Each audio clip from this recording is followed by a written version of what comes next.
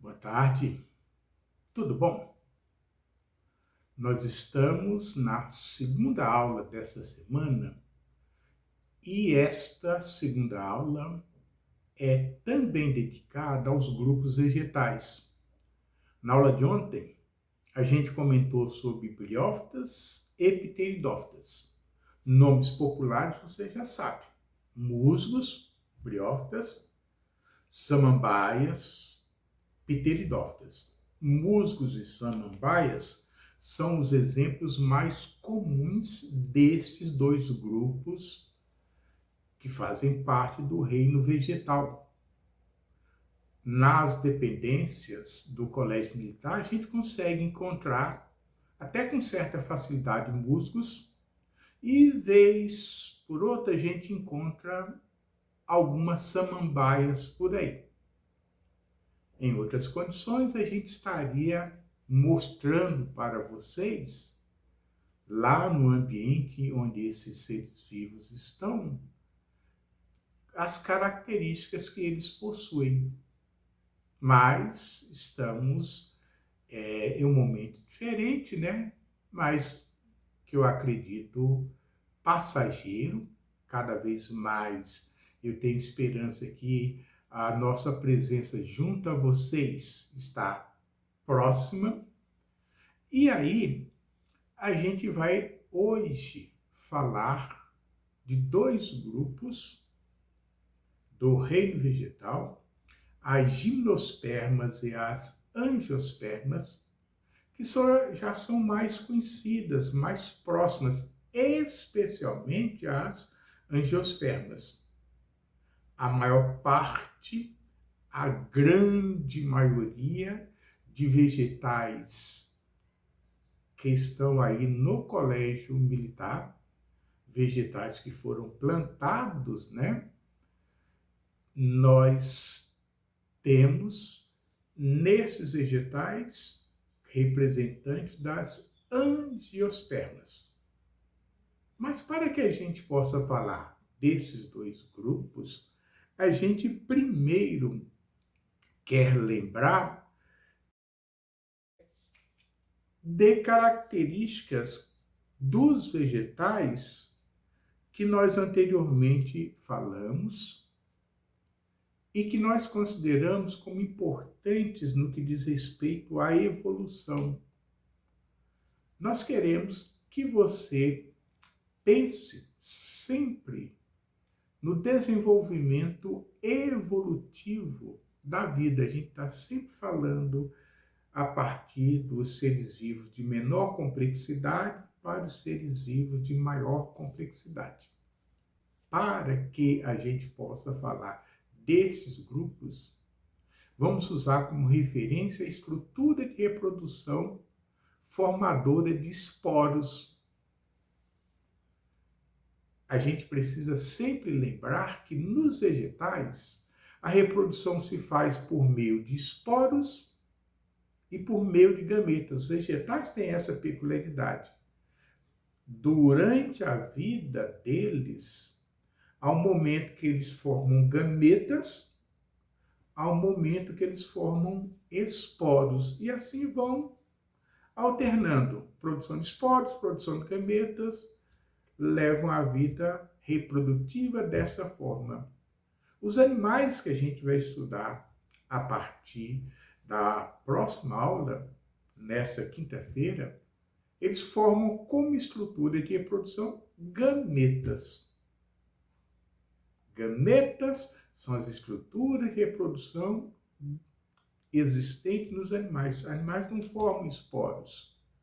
Vegetais têm essa peculiaridade. Essa figura que mostra como a estrutura produtora de esporos, ao longo da evolução vegetal, vai se tornando cada vez mais relevante, mais notável. No início, veja, nos musgos nós temos essa estrutura produtora de esporos, uma pequena haste. Nas samambaias, nós já temos na folha esses, como se fossem grãos sobre a folha, tem um nome, são soros ou esporângios, que é o nome mais técnico. E aí a estrutura formadora de esporos já aumentou. No caso do grupo que a gente vai começar falando agora, gimnospermas, este produtor de esporo é a árvore, mais especificamente certas estruturas presentes na árvore que nós denominamos de cones. E no caso das angiospermas, que a gente vai apresentar depois, nós temos a flor, como você está percebendo no esquema, que vai ser produtora de esporos. Interessante esta evolução. Ao longo da história, as estruturas de reprodução vão se especializando. Vamos falar, então, a respeito do primeiro dos grupos que a gente quer aqui comentar, que é o grupo das gimnospermas. Primeiramente, a gente quer mostrar que as gimnospermas são plantas quase completas.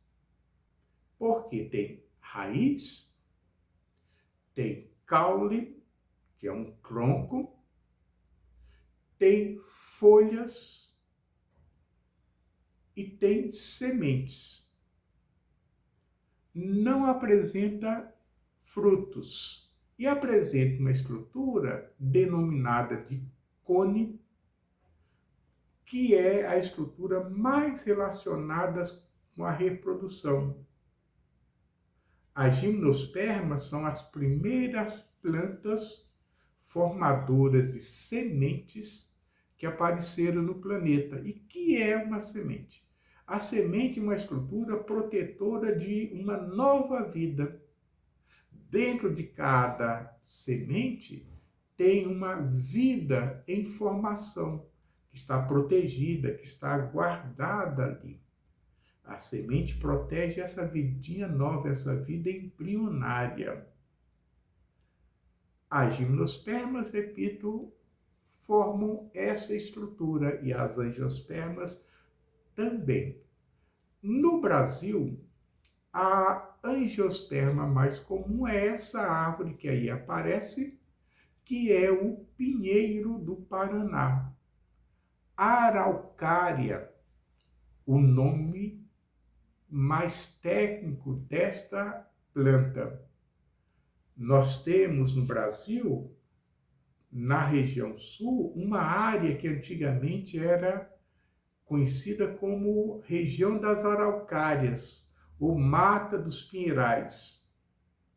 Pouco resta desta grande floresta que existia até a segunda metade do século XX. Depois de 1950, com a expansão das cidades, estas florestas praticamente desapareceram. As gimnospermas, elas são plantas arbóreas. Não existe plantas rasteiras nesse grupo. E essas plantas, elas formam grandes florestas nas regiões temperadas. Alguns, inclusive, chamam assim de florestas temperadas. Essas florestas temperadas, elas são principalmente no hemisfério norte, Europa e Estados Unidos e Canadá. Nos Estados Unidos tem uma árvore que é muito especial, que é a sequoia, que faz parte desse grupo, por conta desse aspecto que você está vendo aí na imagem. Estas fotos mostram o tamanho que estas árvores alcançam. Chegam a 110 metros.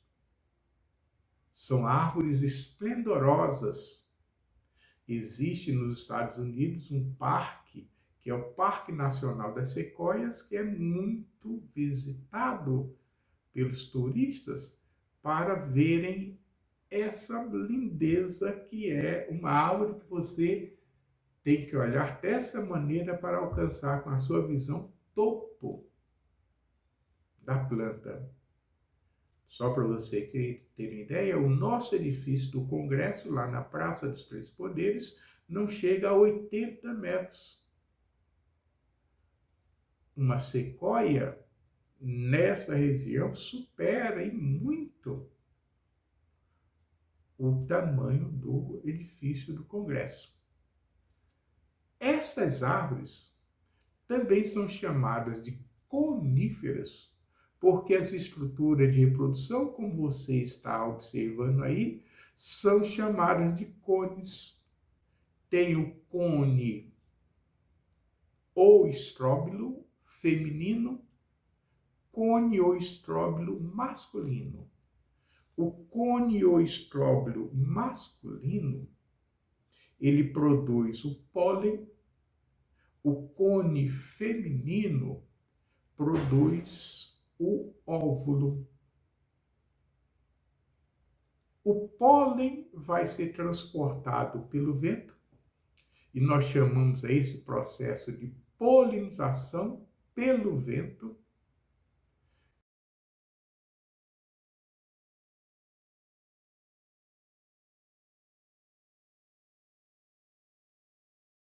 O pólen vai alcançar a estrutura feminina, vai alcançar o óvulo, vai ocorrer a fecundação do óvulo e uma nova planta começa a se desenvolver.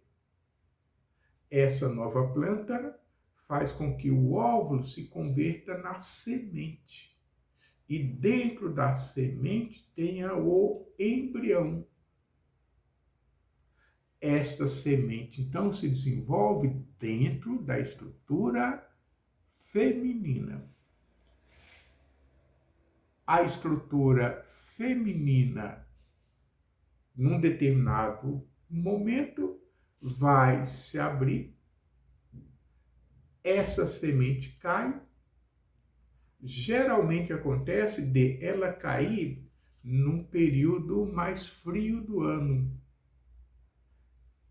Ela espera passar esse período para germinar. Então, existem mecanismos dentro da planta que permite que ela reconheça se está no período frio ou não. E ela só germina após a passagem desse período de frio. Por quê? Porque se a germinação acontecesse no período frio, a plantinha morreria com esse frio intenso, porque essas plantas são plantas onde costuma ter invernos rigorosos. O formato, inclusive, da copa, que é o formato de cone, permite que a neve possa, com mais facilidade, escorrer, não se acumular tanto. Essas plantas têm essa capacidade, são adaptadas para sobreviverem a períodos de inverno rigorosos. Então, quando nós observamos a presença dessas plantas, a gente nota isso. Elas vivem em regiões de climas temperados ou frios.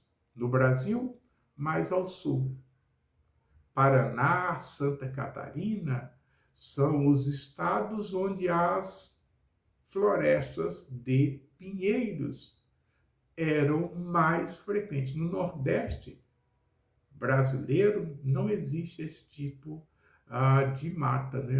Não existe pinheiro que tenha nascido de forma espontânea.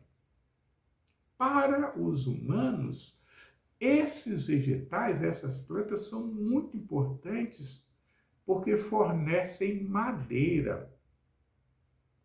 Madeira para todas as finalidades. Aliás, Durante a expansão americana para o oeste,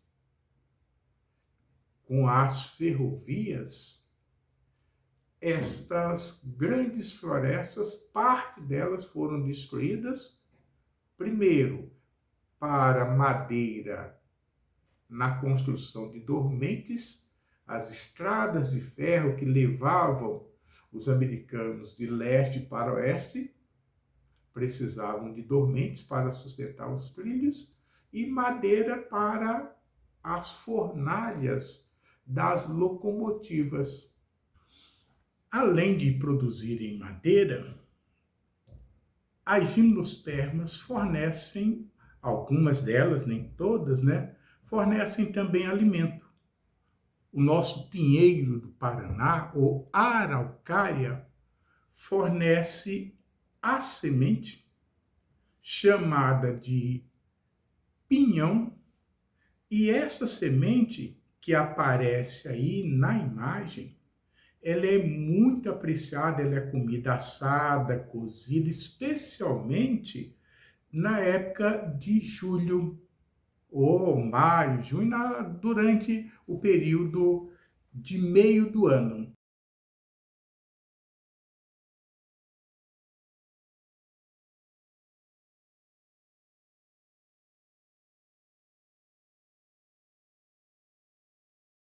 Alguns animais, como a cutia e outros mamíferos, apreciam esta semente. A gralha é uma ave que tem um comportamento interessante. Ela aprecia a semente,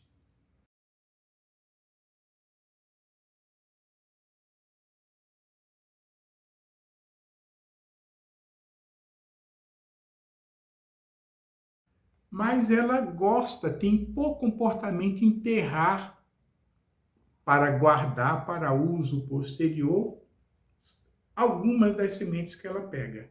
Obviamente, ela não consegue lembrar de todas que guardou, o que é bom para a natureza, porque sem saber, pelo menos a gente imagina, né, ela está semeando e, dessa maneira, facilitando a disseminação, o espalhamento dessas árvores. E com isso, ela vai ter alimentos no futuro, não é verdade? Mas nós queremos falar do outro grupo, das angiospermas, porque estas sim, elas têm para nós uma importância muito maior.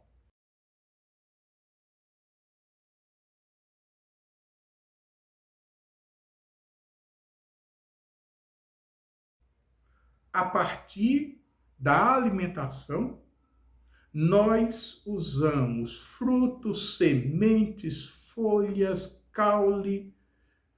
As angiospermas, e você pode observar só por essa pequena imagem de frutos de angiospermas que nós usamos na alimentação,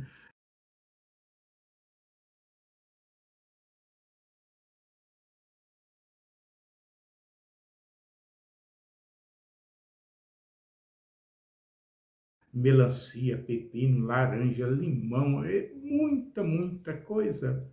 As angiospermas, repito, são extremamente importantes para nós humanos. O que caracteriza as angiospermas? Presença de frutos. E o que é o fruto?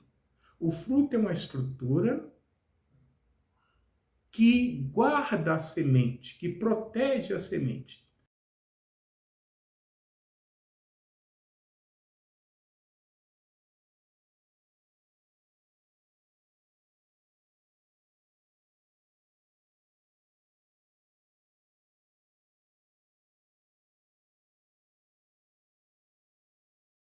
E o fruto é uma estrutura que surge do desenvolvimento da flor.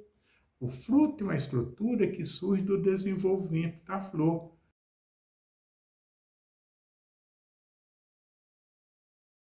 Mais propriamente, de uma parte da flor que é o ovário, dentro do qual tem óvulo. Quando ocorre a reprodução nas angiospermas, o pólen vai chegar até a flor. Esse pólen vai permitir que aconteça fecundação, uma nova vida surge dentro da flor, dentro do ovário. Esta nova vida vai estar na semente que surgirá, e em torno da semente pode se desenvolver agora o fruto, para proteção, para outras tarefas além da proteção. O fruto, então, é resultado da flor. A flor, nas angiospermas, é a estrutura principal de reprodução. E é interessante porque a flor, que é constituída por várias peças, você observa aí, tem sépalas, tem pétalas. Estas duas peças que eu falei não são estruturas que participem diretamente da fecundação, mas as outras sim, que a gente vai estudar com detalhes mais adiante. O que nós queremos dizer aqui é: o fruto é característico das angiospermas. O fruto surge a partir do desenvolvimento da flor. E a flor das angiospermas é uma flor que costuma ser muito vistosa. Vistosa para quem? Para os animais. Porque os animais participam do processo de reprodução nesse grupo, contribuem para o processo de reprodução.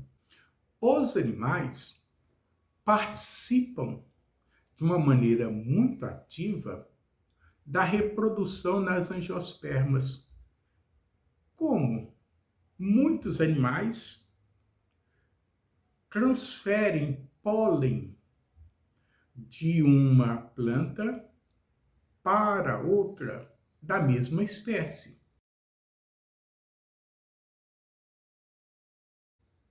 Às vezes na mesma planta, às vezes em plantas diferentes, na maioria das vezes em plantas diferentes. Qual é a contribuição? Essa polinização que é feita por animais, ela é muito mais eficiente no auxílio ao processo de reprodução que a polinização feita pelo vento, que ocorre nas gimnospermas. A natureza tem essas peculiaridades. Inclusive, muitas flores têm seu formato, ou seu cheiro, ou sua cor desenvolvidos para a atração de insetos que fazem esta tarefa, ou mamíferos, como o morcego.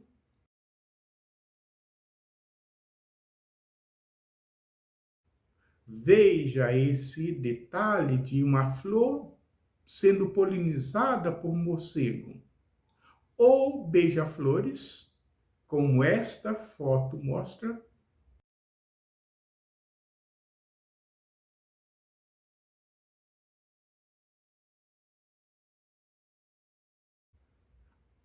Estes animais, insetos como abelha e borboletas,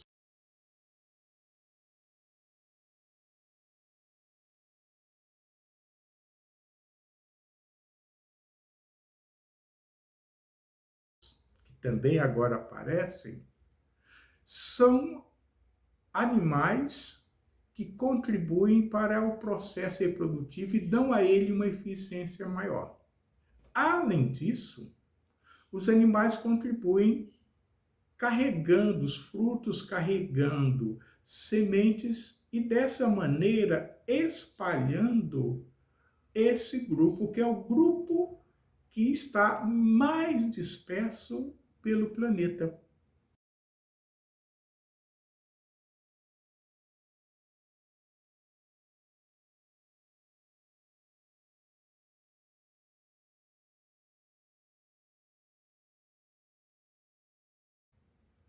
E é o grupo que tem uma maior diversidade de estruturas, de tamanhos, de formatos.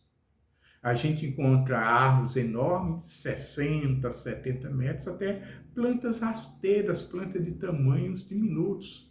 Tem arbustos, tem ervas, tem cipós, tem inclusive plantas que vivem sobre outras plantas. Algumas vezes são parasitas, outras não.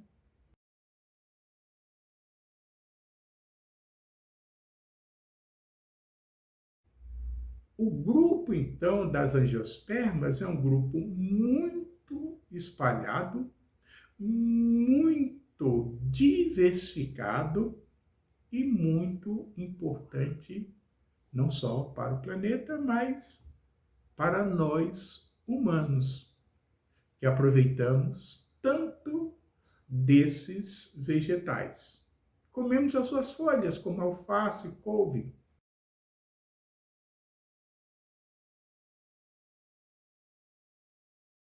Comemos suas sementes como feijão, ou semente de arroz, de trigo.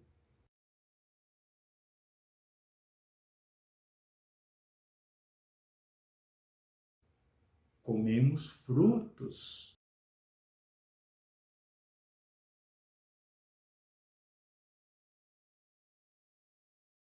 Comemos o caule, como no caso da batatinha.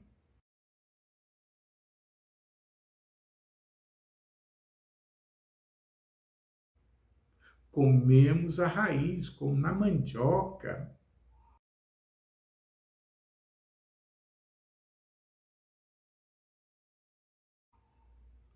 Nós aproveitamos muito esse grupo. E nós contribuímos também com a reprodução. Quando nós colocamos uma semente de soja, de feijão, de milho, nós estamos colaborando com estes vegetais que tanto colaboram conosco. Na próxima aula, a gente vai começar a falar de animais, do reino animal. Tchau!